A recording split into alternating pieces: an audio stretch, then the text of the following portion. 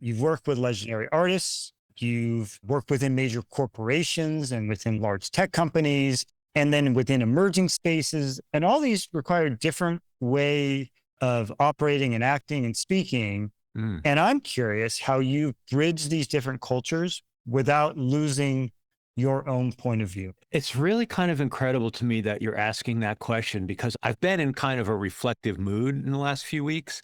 And one of the things I've been thinking about is this idea of integration.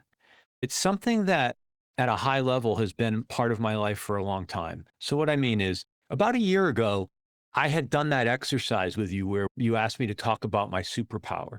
And I thought my superpower had to do with like multidimensional thinking and problem solving. It's something I've always like taken pride in and thought I was good at and that I could help others with. But I think there's like a more core first principle even behind that, which is this idea of integration, that I can integrate information, experiences from all different parts of my life. And I really just want to be one person.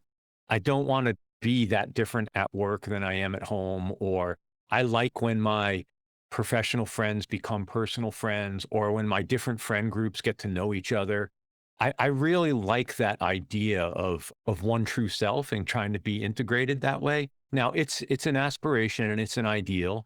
It gets out of hand sometimes. Certainly in younger years, you can't be the boss at work and then go be the boss at home when you're married with children. Like that's not appropriate. But I'm sure there's other people in my family you could ask if I was that way. I don't know, but I would think maybe this idea of being integrated, taking my experience, as a fan, like I professionalized my fandom in a lot of ways, right? I've been an obsessive music fan since I was a little kid. You and I talked about this in the past, like spending a lot of time alone in your room or finding like a little cubby to hide. And I spent time with books, with records, with magazines to the extent that they existed, just taking in information.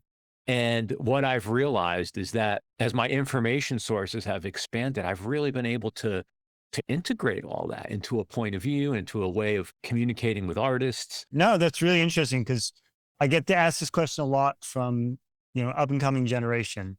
How do you achieve work-life balance?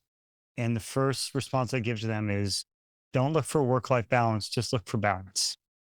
If you're setting up these binary worlds where things are in opposition to each other, there's a similar, another conversation we had with each other, the difference between the artists and the suits. You brought this up.